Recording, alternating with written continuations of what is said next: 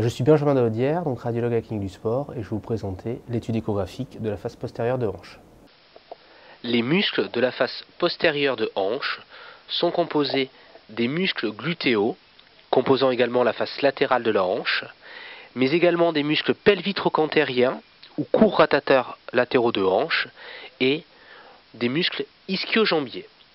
Le groupe des muscles pelvitrocantériens est composé de 6 muscles localisés à la face dorsale de l'articulation coxofémorale, ceux avec insertion intrapelvienne, piriforme et obturateur interne, ceux avec insertion extrapelvienne, jumeaux, carré fémoral et obturateur externe. Tous s'insèrent sur le grand trochanter en étant interconnectés entre eux et avec le moyen glutéal.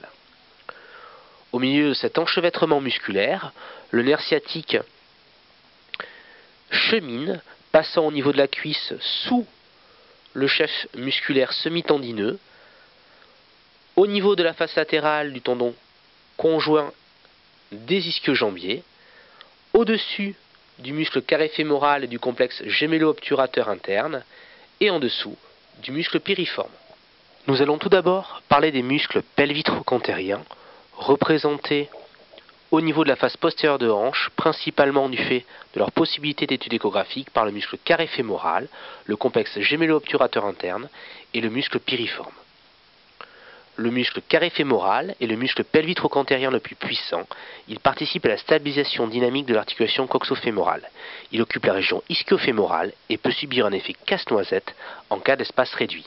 Le complexe gémello-obturateur interne, du fait de son angulation à la sortie du pelvis et de son insertion fémorale, intervient dans la contre-nutation qui est la première étape de l'accouchement.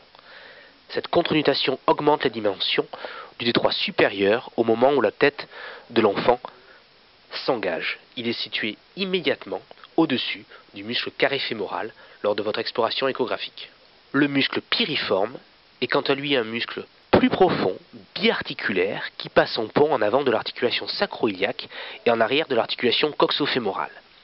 Durant la marche, il réalise une succession de contractions et de relâchements, harmonisant et synchronisant les mouvements du sacrum par rapport à l'ilion. Il évite donc la surutilisation des articulations sacro-iliaques. Le nerf sciatique, quant à lui, passe au niveau du foramen infrapiriforme. Les muscles ischio-jambiers sont un groupement de 3 muscles et de 2 tendons. Les muscles semi-tendineux, biceps fémoral avec sa portion courte et sa portion longue, mais également semi-membraneux. Il existe 2 tendons, un tendon propre du semi-membraneux et un tendon conjoint du semi-tendineux et du biceps fémoral. Le tendon propre du semi-membraneux apparaît beaucoup plus long que le tendon conjoint des ischio-jambiers, semi-tendineux et biceps fémoral.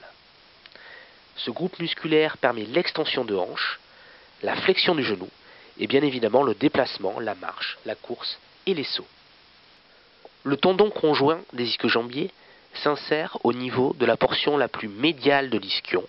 Le tendon propre du semi-membraneux s'insère au niveau de sa portion la plus latérale. Le nerf sciatique se trouve immédiatement adjacent à l'anthèse des tendons ischio-jambiers au niveau de l'ischion. Latéralement, il se situe juste au-dessus du muscle carré fémoral et juste en dessous du muscle grand glutéal. Nous allons voir donc le cheminement de ces tendons à la face postérieure de hanche. Au cours de sa distalité, le tendon propre du semi-membraneux switch sous le tendon conjoint des ischio-jambiers. Le nerf sciatique reste quant à lui toujours latéral à ce tendon conjoint et à ce tendon propre du semi-membraneux. Nous verrons comment faire attention à ce switch tendineux et à l'artefact d'anisotropie en échographie que cela engendre. Distalement, le tendon propre du semi-membraneux devient latéral au nerf sciatique et se situe sous le chef musculaire semi-tendineux.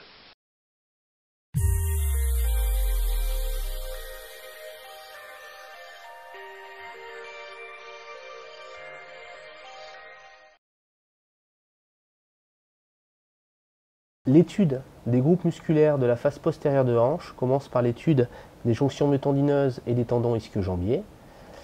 On note donc le nerf sciatique au niveau de la face latérale de ce groupement myotendineux, le tendon propre du semi-membraneux en arrière du chef musculaire semi-tendineux et la lame sagittale du semi-tendineux. Lorsqu'on déplace vers le haut par la technique de l'ascenseur la sonde échographique, on retrouve ce signe dit du Mercedes ou du triangle Cohen, avec au niveau de la face latérale le nerf sciatique, au niveau de la face médiale le tendon propre du semi-membraneux et bientôt la lame du tendon conjoint des ischio-jambiers. On chemine vers le haut et l'on retrouve le tendon propre du semi-membraneux en dessous du tendon conjoint des ischio-jambiers, juste avant leur insertion au niveau ischiatique. Il faut savoir jouer sur l'artefact d'anisotropie pour mieux les individualiser en coupe axiale. Ces derniers vont ensuite s'insérer pour le tendon conjoint au niveau de la face médiale de l'ischion et pour le tendon propre au niveau de sa face latérale.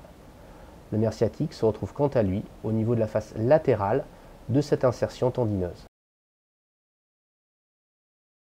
À la face latérale de l'insertion des ischio-jambiers se trouve donc le nerf sciatique, que l'on individualise et qu'on étudie également en utilisant l'effet d'anisotropie. Et au niveau de sa face profonde se trouve le muscle carré fémoral, qui est un large muscle visible juste en dessous du nerf sciatique, à hauteur de l'insertion des ischions. On peut également l'étudier dans le plan sagittal ou sagittal oblique, dans son intégralité, au niveau de la face postérieure de la hanche. À sa profondeur se trouve le muscle obturateur externe, visible chez ce patient, mais difficilement individualisable en pratique courante. On va donc suivre maintenant le nerf sciatique jusqu'au foramen infrapiriforme. C'est ce qui va nous servir de guide pour individualiser les différentes structures musculaires. Nous venons de voir le muscle carré fémoral à hauteur de l'anthèse ischiatique du tendon conjoint des ischio-jambiers et du tendon propre du semi-membraneux. Nous avons le nerf sciatique au milieu de l'écran et nous allons le suivre vers le haut.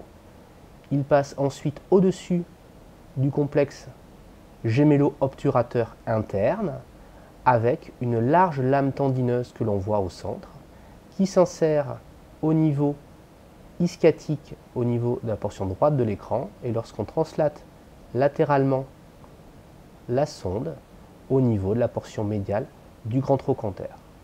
Cette structure tendineuse nous sert de repère pour ce complexe et lorsqu'on va vers le haut, il s'agit du muscle jumeau supérieur et lorsque l'on va vers le bas, il s'agit du muscle jumeau inférieur.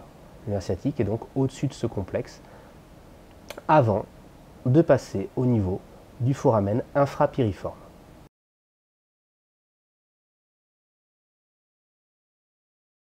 Le sciatique continue donc son chemin, passe un petit peu plus médialement, plonge au niveau de la face médiale de la fesse, au niveau du foramen infrapiriforme, et donc le muscle au-dessus que l'on voit est le muscle piriforme, qui pourrait donc être, peut-être, un petit peu mieux étudié et visualisé en échographie. On se met du coup secondairement en coupe sagittale oblique pour individualiser donc le passage du sciatique au niveau du foramen infrapiriforme en balayant strictement et largement la sonde.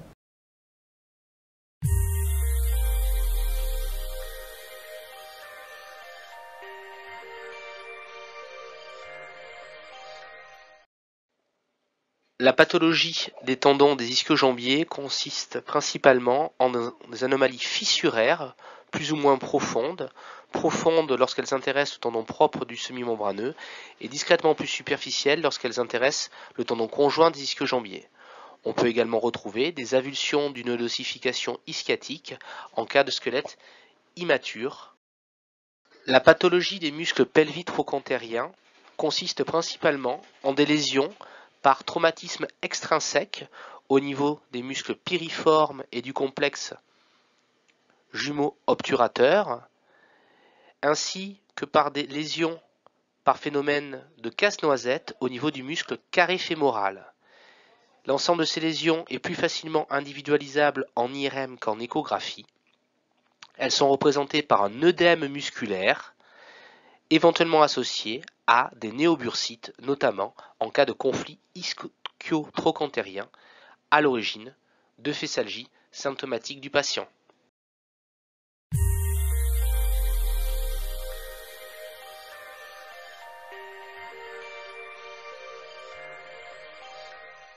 L'échographie est l'examen de première intention dans l'exploration d'une pubalgie.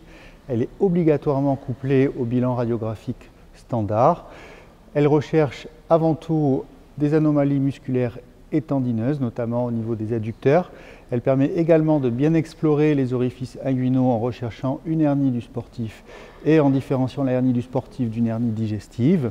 Néanmoins, dans le cadre du bilan préopératoire, il faut souvent coupler l'échographie à l'IRM. L'IRM reste l'examen de seconde intention. Elle permet de faire le diagnostic positif de pubalgie en recherchant une anomalie des adducteurs, des anomalies au niveau de la symphyse pubienne et parfois au niveau des orifices inguinaux. Elle permet également de faire le diagnostic différentiel dans le cadre des pathologies coxofémorales et des pathologies osseuses. Donc c'est vraiment l'examen de deuxième intention. Nous arrivons donc au terme de cette vidéo. J'espère qu'elle vous aura été utile et je vous souhaite une bonne exploration.